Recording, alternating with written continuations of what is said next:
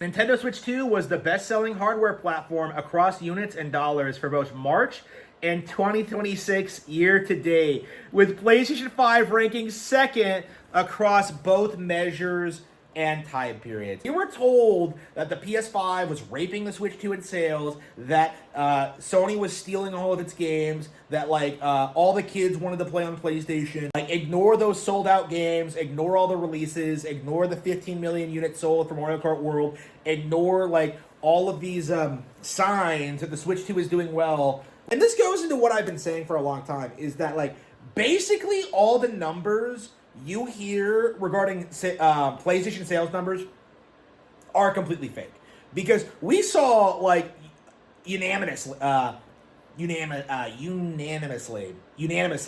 among the community, right, that the PS5 was stomping the Switch 2. It was the way more popular console. It sold way more over the holiday season, and yet the reality was quite a bit different. Okay, that wasn't true at all. PlayStation and Xbox sales are way down, and they're not going to recover. They have nothing on the horizon. In fact, the big PS5 exclusive Pragmata not only launched on Switch 2, it failed in general. It wasn't that good. We're seeing more and more of these situations. We're seeing more and more weight be pressed on the shoulders of Grand Theft Auto 6, a weight that it can't possibly bear by itself.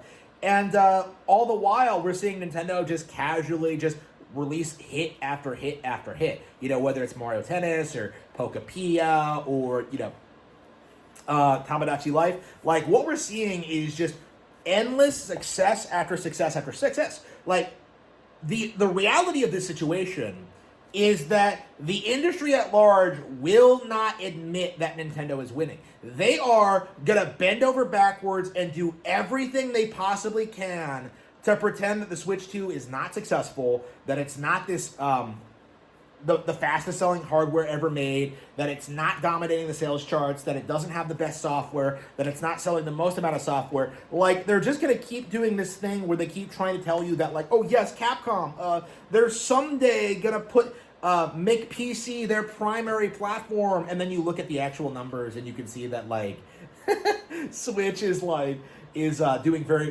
way better than Capcom games on PC. It's remarkable, okay, to see the lengths that the gaming journalism community has gone to continue the narrative that Nintendo is failing and is on the way out.